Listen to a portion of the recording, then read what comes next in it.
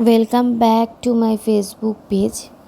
আজকে না সকাল থেকে একদমই ইচ্ছা করছিল না যে কোনো ব্লগ শ্যুট করি বা কোনো রান্নার রেসিপি দিই বা কিছু করি আর কি, ফোনটাও ধরে আমি শ্যুট করি। তো তারপরে ভাবলাম যখন আমি একটা জিনিস শুরু করেছি, এটা আমার দায়িত্ব যে আমি সেটাকে কন্টিনিউ করি। আমি যদি কোনো কাজকে কাজ হিসাবে বা আমার রেসপন্সিবিলিটি যদি সেটাকে না এগিয়ে নিয়ে যাই, তাহলে হয়তো কোনো দিনই আমি সাকসেস পাবো না। শরীরটা আজকে বেশ খারাপ ছিল এবং 2-3 মাস ধরে শরীরটা আমার খারাপই যাচ্ছে because of my PMS symptoms. তো 2-3 মাস ধরেই এটা দেখা দিচ্ছে। এটাতে শরীর ভীষণ উইক করে দেয়, কারণ পিরিয়ডসের ডেট ঠিকঠাক থাকে না। আমার যেরকম 1 উইক বা 10-12 ডেজ আগেই হয়ে যাচ্ছে, তার আগে হেডেক অ্যান্ড নানান জায়গায় ব্যথা।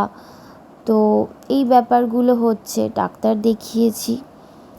তো একটা দিন এরকম সত্যি মনে হয় যে আজকে যদি একটু কেউ করে খাওয়াতো, তবে মিথ্যে বলবো না, আমার হাজব্যান্ডের যেদিনকে সময় হয় বা আমার এই ডেজগুলোতে আমাকে হেল্প করে, যদি সে বাড়িতে থাকে।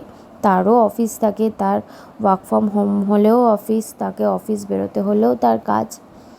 তো যাই হোক, আজকে তারপরে ভাবলাম যে আমরা যদি অর্ডারও দিয়ে দিই বাইরে থেকে, তো মেয়েটা কী খাবে?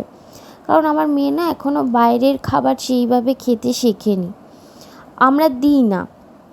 তো একদিকে তো ভালো, তারপরে এক সময় মনে হয় যে বাইরে বেরোলেও আমাকে আমার মেয়ের জন্য ভাত, ডিম, নয়তো একটু খিচুড়ি, এগুলো না ক্যারি করতে হয়। কলাটাও রাখি সাথে, কিন্তু যদি আমাকে মিল ক্যারি করতে হয় তাহলে ওই খিচুড়ি নয়তো ভাত, ডিমের ঝোল বা চিকেনের ঝোল। তো আজকে আমি সেই জন্য ভাবলাম যে তাহলে সিম্পল তাড়াতাড়ি উঠে একটু ডিমের ঝোলই করে নিই, তাহলে সবাইকার অ্যাটলিস্ট দুপুরের লাঞ্চটা হয়ে যাবে। তো নর্মাল যেরকম বাঙালি আমরা খাই সেরকমই ডিমের ঝোল, আদা বাটা, রসুন বাটা, টমেটো বাটা, পেঁয়াজ কুচি দিয়ে ডুমো করে আলু ভেজে ডিমগুলোকে ভেজে করে নিয়েছি। এবার আমার মেয়ের এখনও ডিম ভাজা খুব একটা কিন্তু ভালো লাগে না। ডিম সেদ্ধটা খায়, তবে ভাজা খেতে গেলে ওর জানি না কেন হয়তো কোনো স্মেল লাগে বা কিছু, আমি জানি না, তো একটু নাক সেটকায়। কিন্তু আজকে আবার সেদ্ধ করব, আবার আমাদের জন্য ভাজা করব, কারণ আমার হাজব্যান্ড আবার ভাজা দিয়েই ঝোল খায়। তো যাই হোক, এখানে দেখো আমি একটুখানি বিরিয়ানি মশলা অ্যাড করছি। আমি এখন গরম মশলাটা অতটা দিই না। আমার বিরিয়ানি মশলাটা না আমি কিন্তু চিকেনেও ইউজ করি, জানো, একটু করে, কিন্তু বেশ ভালো ফ্লেভার আসে আর ঝাল থাকে না, তো ইজি হয়। কালারটাও বেশ ভালো এসেছে দেখো ঝোলটা। তো আলুগুলোকে একটু বয়েল হতে দেবো। এই সময় কিন্তু এখানে আমরা আছি, আলু বয়েল হতে কিন্তু বেশিক্ষণ লাগছে না।